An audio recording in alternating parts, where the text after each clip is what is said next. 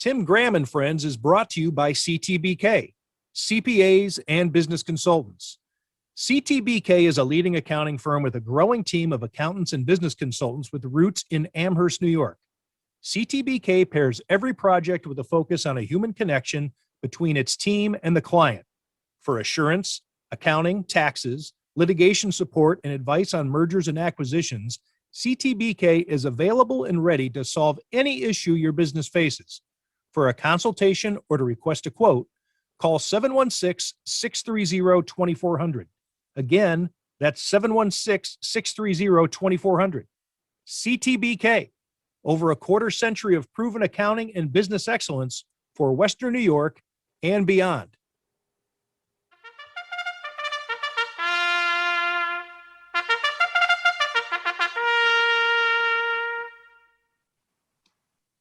Let's talk some Kentucky Derby with one of the most accomplished and decorated horse racing writers in the country. We're joined by Gene Kershner, who covers horse racing for the Buffalo News. We're usually talking about all the different F's that we have on Tim Graham and Friends. Here is a K.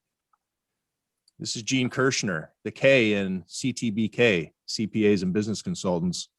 And he also happens to be a marvelous horse racing journalist.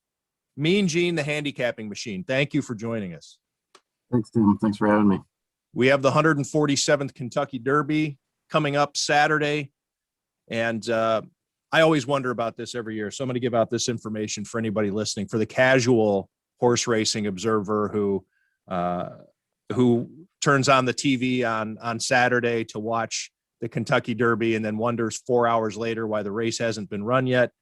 2:30 is the NBC broadcast, is when that will begin. 2:30 post time, though, 6:57 p.m. So you have plenty of time to get your bets in on Saturday, and hopefully Gene can give you some information that makes you feel comfortable about what you want to do with the 147th Kentucky Derby. Gene, I guess we'll just start with broad strokes. What's your overview of this field? No, let's take it a step back. We're getting back to some normalcy. Last year's race was held Labor Day weekend because of the pandemic and everything, the volatility of crowds and people getting together for major events. We're back the first Saturday in May. Your thoughts on that? Super stoked that it's back in its normal spot. I mean, it was just a strange experience last September to be at Churchill Downs with just a handful of owners in the stands and being able to hear the horses and the jockeys as they come by. I was probably sitting in a $5,000 seat, at the finish line, which I won't be on tomorrow, the Derby on Saturday. So it was just a weird experience. And as you know, it was run out of order. The Triple Crown last year, the Belmont was run in June. So it was the second leg. And typically that's where the Preakness runs. And last year, the Preakness was run in October. And the last time we chatted horses together, I was in Baltimore. And just the whole scene was just wild, and just hearing the different owners being right there with the Max Players group. They were standing right next to me watching the race, and just a different experience. It'll be great to get back to some sort of normalcy. There should be 45,000 to 50,000 fans there, social distanced and masked up, and it's just getting back to what we're used to on the first Saturday in May. What are your thoughts on this field in general? How does it look in totality? And we'll talk about some specific horses, but just what's the level of excitement or interest with this year's collection compared to recent years? Since they've gone to the point system, it's a lot easier to get into the race. You just have to come in first and second in one of the 100-point races, which, there's, 16 of those. So it hasn't been, I don't know if you're getting as a competitive a field as you used to. This year, I think there's probably 10 horses that could maybe win the race, and 10 you can pretty much just throw out the window for the most part. So, from that perspective, but the 10 horses that I think that can win the race are highly competitive. The problem is that some of those horses that maybe aren't as good or aren't as fast can cause trouble with traffic with 20 horses in a race. So there can be a horse that can, wipe you out at the start and you're done. The race is over. If somebody comes across in your lane and causes havoc. Or pushes you to the outside, maybe one of the better horses, and you've got a couple of good ones on the outside, highly motivated in the 17 spots, pretty good horse.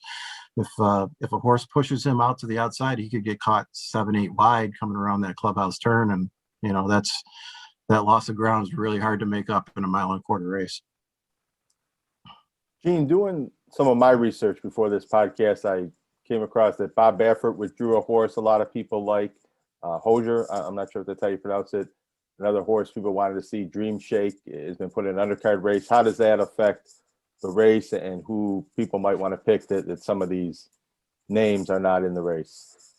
Yeah, so Baffert's he does have a horse in the race, but it's not your typical blue blood horse that's $1 million horse or $750,000 horse. He's got a horse that was purchased as a yearling for $1,000 and then purchased by his ownership group by Gary Young for $35,000, which is a really cheap purchase, and especially if he's got a horse that's in the gate at the Kentucky Derby. His name is Medina Spirit, and he's got Johnny Velasquez aboard, who won last year's Derby with Authentic from the outside gate, gate 18 they came out of, Baffert's always going to take money because he's Baffert, right? He's got. If he wins on Saturday, that'll be a record-breaking accomplishment. It would be his 7th, which is unbelievable. With I think he's only had 33 starters in history, so that's an incredible percentage rate of win in a race that's one of the hardest ones to win in the world. But he'll take some money. He's a decent horse. He would be probably in my top 10 there, but he's not out of a sire that you would know who he is. Like, it's not out of a Curlin or Into Mischief.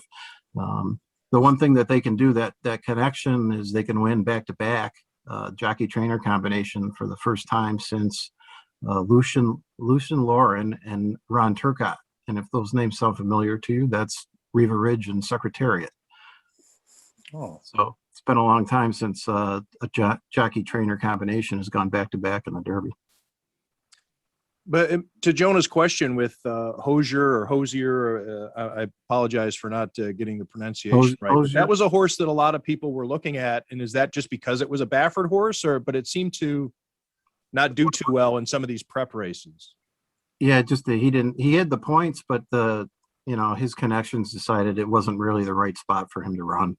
I think some of the ones in the 19th or 20th spot, in the standings, those ownership groups want to run in the Derby just to say they ran in the Derby, and they probably don't have a real good, reasonable shot to win. So his connections probably did the right thing, because you can ruin a horse in the Derby too, by the traffic trouble, getting hurt, it's a race you don't see with 20 horses in every day in America. So their connections probably said, let's just run him on the undercard in a race that he has a better chance to win and make some money.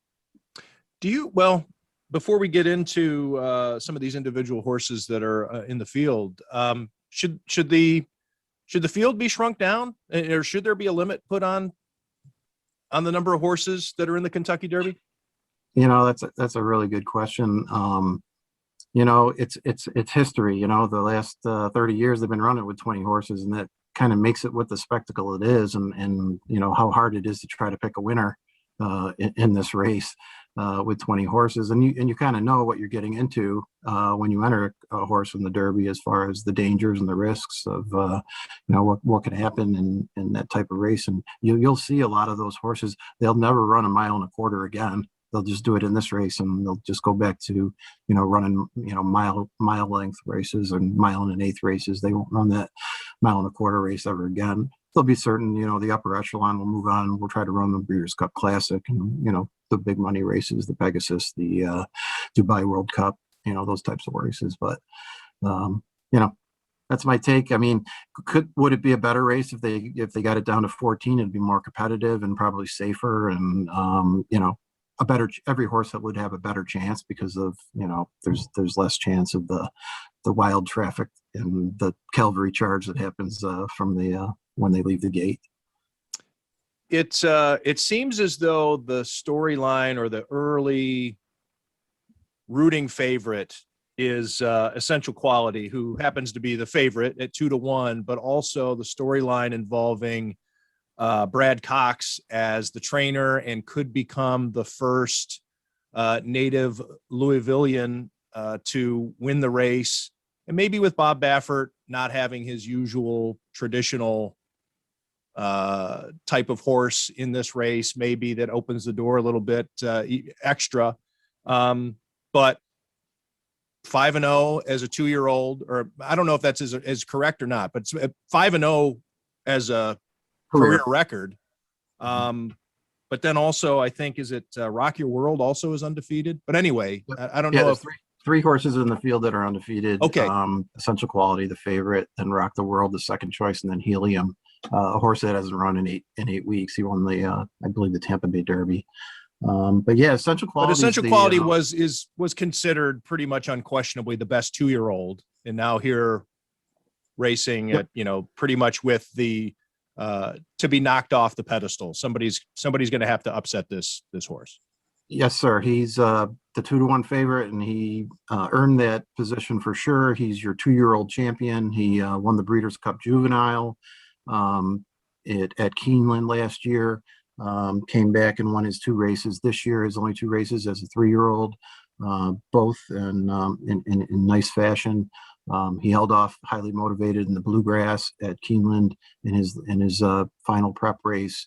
And that was a good duel down the stretch, and he held him off, which kind of shows you Highly Motivated is a good horse to consider. In addition, it's kind of cool. It's Brad Cox's first Derby horses. He's got 2 in the field. The other one's a pretty decent horse too, Mandaloon. And he's a 15-1 shot. But Essential Quality's earned the favorite role. Do you want to bet on a 2-1 horse in a 20-horse field? I probably won't be. I'll be including him on my tickets, but am I gonna, be picking him to, am I gonna be putting a lot of money on him to win? No. I guess that's the danger, or well, maybe that's where horse racing makes its money, right? The big bet on the favorite, but 2-1 is still it is no guarantee. No guarantee at all. So I'm kind of favoring Rock Your World. I think I'm leaning towards him. He's 5-1. He's only run one race on the dirt, and that was an extremely impressive victory in the Santa Anita Derby. His first 2 races were on the turf, and I think John Sadler, his trainer, knew all along that he'd give him a shot in the Santa Anita Derby, and he was able to do that because it's a 100-point race. So if he came in first or second, he knows he's in the Derby. It's similar to what I mentioned a few minutes ago. The horse looked great. He had a great workout at Santa Anita last Saturday. Shipped in, looks like $1 million on the track. From what I can watch, every morning Churchill Downs puts on the morning workouts from 7:30 to 7:45. The track is cleared for just Oaks and Derby horses, and you can watch and keep an eye on each of the horses from afar, which is nice since we'll be traveling there a couple days before the race, I think he looks great, and I'm backing him because I just think he looked the most impressive out of any of the horses winning the last prep race. Is there a advantage or maybe a benefit, I guess, maybe not an advantage, but a benefit to being next to Essential Quality? So Essential Quality is in the 14th spot. Rock Your World's in the 15th spot. Is there something about pacing or a horse's competitiveness that when you're next to a horse like Essential Quality, that could give the horse that's next to him on either side a little push, maybe? Yeah, it's interesting because their running styles are just a slight different. Sprocket World's more of a presser stalker type. He's going to want to, be up towards forwardly placed, up towards the lead, and off the flanks of the leaders so that he can make his move at the around the far turn or at the top of the stretch. Where Essential Quality will probably lay back a little bit more. So I think that also benefits Rocket World because he'll probably shoot out to try to gain position right off the bat from 15. The problem is if you've got a lot of speed, the same type of horse, a speed horse inside of you, that's a problem because then if you're outside of that horse, they can push you out, and when you're going into that first turn, you don't want to be pushed out wide.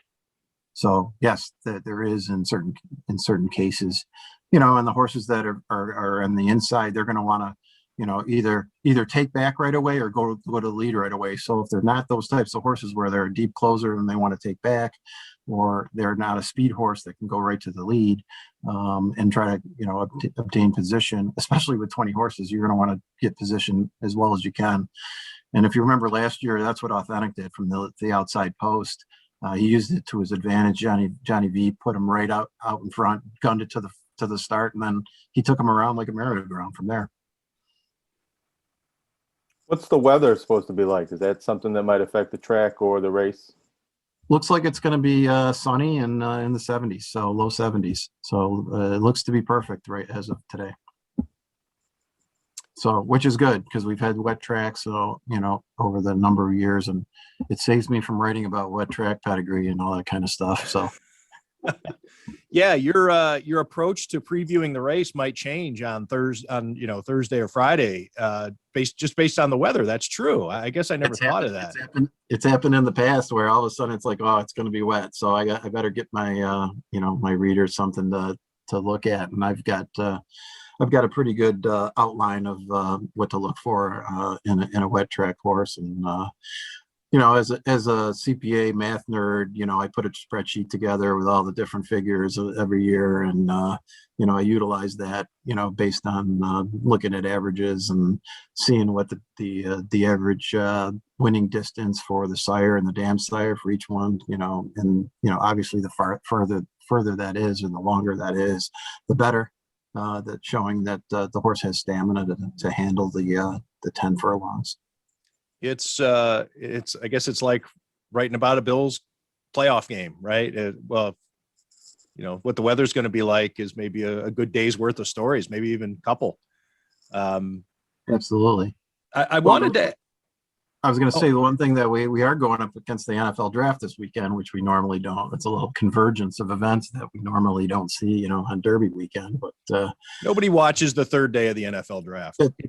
People will be begging for a distraction once the fifth round starts. So I don't think it'll be over by then, anyways, right? Yeah, for the most part. But yeah, by 7. Gene, I wanted to ask about Hot Rod Charlie. Winner of the Louisiana Derby and is the 4th favorite at 8-1 based on the morning line. Going to have a new jockey and a trainer, Doug O'Neill, who had a 10-day suspension for a medical violation back in March. I don't know. It seems to be a team that's in a little bit of turmoil, but the horse is 8-1. And in the 9th spot, I don't know what it just seems to be like I'm trying to come up with a good analogy, but this is the bad boy horse or the troubled horse coming in that might have a chance to win. I don't know if the horse is troubled. I think, right. Doug, right. The team. I think Doug's had his issues in the past, and the one thing about the Derby is they'll all be tested. They're all, separated. So there shouldn't be any hanky panky that's going on, that's able to be detected. I've talked to Doug in the past. He's a good guy. He's had some violations. Sometimes that's part of the game. He's won the Derby twice, with, I'll Have Another. And then also Nyquist in 2016. His horse, Hot Rod Charlie's a decent horse. I mean, he also has looked like $1 million since he got here from California. Flavian Pratt will be riding. He has one Derby win, but that was the disqualification, placed to first aboard Country House, an up and coming jockey. He's I'm trying to see his sire's Oxbow, who won the Preakness, so he's obviously can handle the distance. Louisiana Derby had, for a change, had a pretty decent field. It's got a couple horses in this race, but Cox's Mandaloons in the race that, who won the Rebel, which was the prep race for the Louisiana Derby. And then he just kind of ran a clunker in the last one, but he's looked tremendous on the track. So Hot Rod Charlie's got every bit of a chance to win, and would definitely be a value play at 8-1. No doubt about it. A couple of local beverage favorites. I don't know. I'm guessing that these are the types of horses that are just going to get a lot of, I'll throw a couple of bucks on Midnight Bourbon. I'm here at the Kentucky Derby, or a Bourbonic at the 20th spot. But any wise bits of information on the hometown alcohol based named horses? Well, my wife likes Midnight Bourbon. The horse? Not only the horse, but both the Midnight Bourbon. And, so she's betting on. She's already gave me money to put on him. I like Midnight Bourbon too. I actually put him in my long shot article last weekend in the news.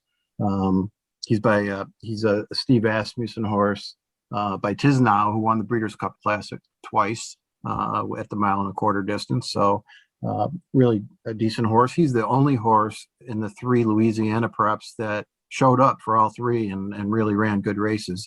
The question is, can he win? He showed up. He won the Lecomte, which was the first prep race. He was, hit the board in the Rebel, and then I think he came in second or third in the Louisiana Derby. So second in Louisiana Derby. So he's there. I'm going to use him underneath, like in the 3rd and 4th slots in the tries and supers. He's got it. Bourbonic, I'll take any money that you want to bet on him if you want to. He's a deep closer. It's tough. Once you've had about your 6 mint julep is when you start throwing a couple of bucks on Bourbonic. Is that what you're saying? Yeah, absolutely. I mean, he's going to be a big price for sure. Coming out of the 20 hole, he's a deep closer, so he'll take back and then try to make a run. But there's not a lot of pace in the race. If there was a really hot pace up front, if you saw 22 and 45 in the early fractions, you'll know that's a hot pace. But not really seeing that in the horses that are entered that are going to go to the speed. There's the California horses will be out there, but I think it'll be more of a measured, honest pace than a real hot pace.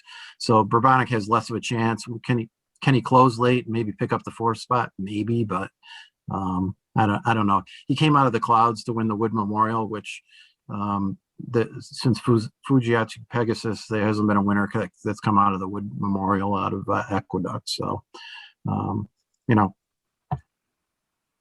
nice name. Appropriate. What do you think about it? So many people, the public better picks based on the names and some sort of, connection or horse magic, astrology, or whatever they want to assign to the names. What do you and the handicappers kind of think about that? And do you ever make a pick because you think the name is cool or lucky or anything like that? No, we love it because that means there's dumb money in the pools. Is it like me when I go to Premier Group or Global and buy my wine based on the label? Exactly. A lot of people play birth dates or their favorite numbers and that kind of thing. And you know what? And I've done it too. I'll play my wife's birthday. And it hit American Pharoah's year, so she did just fine. But is it a strategy to make money long term? Do you have any specific wagers that you'd like to suggest? I know that we've kind of flirted with your general thoughts on it, but any, or do you generally wait a little longer little Yeah, closer to post time. I haven't before put you- anything together. There's different bets where you can key a horse in each spot, like in a trifecta. So say you think Essential Quality is going to hit the board. You could key him in all three spots so that you have, and then put him with, say, 5 other horses. And in this race, this is a fun way to do it. And you can throw some long shots in, and maybe a Hot Rod Charlie or Rock Your World, and you can key box Essential Quality with those horses. And for 50 cents, it might cost you only like $18 to do that. And then you have a chance and you start rooting for Essential Quality to come in first, second, and third, and then 2 of those other 5 horses to fall into any of those spots. And you could cash a pretty decent ticket if you've got a longer priced horse that hits the board, and you've got him in those other 5 horses. So that's a fun bet. Exacta box, you pick a horse that you really like, whether, I'll probably do some exacta boxing with Rock Your World, because I think he's going to come in first or second. So I'll box him with, 5 or 6 horses and throw in some long shots to potentially make some dough that way. How many different tickets do you normally put in? On Derby Day, I'll allocate a few $100s and put maybe 15 tickets in. They're different stuff. Do you do it all at once, or do you find yourself, I'll try this one and like keep trickling back to the window? I'll have my main bets where I'm like, I'm going to make one key, that trifecta play, and maybe that's going to be a $125 bet, right? And I've spent really a lot of time on doing that. And then I'll do some action stuff. Maybe there's 20 minutes to post, and I see a horse kind of going up that's like, that I like say a Highly Motivated. He's a 10-1, and say he drifts up to like 18-1. Well, that to me could be an overlay. I'll make a bet on him to win at 18-1, because if everybody thought he was good, if the morning line handicapper and if I've handicapped him to be 8-1, and it's something higher than that, then I may make an action bet on him to try to get some value. What's betting like?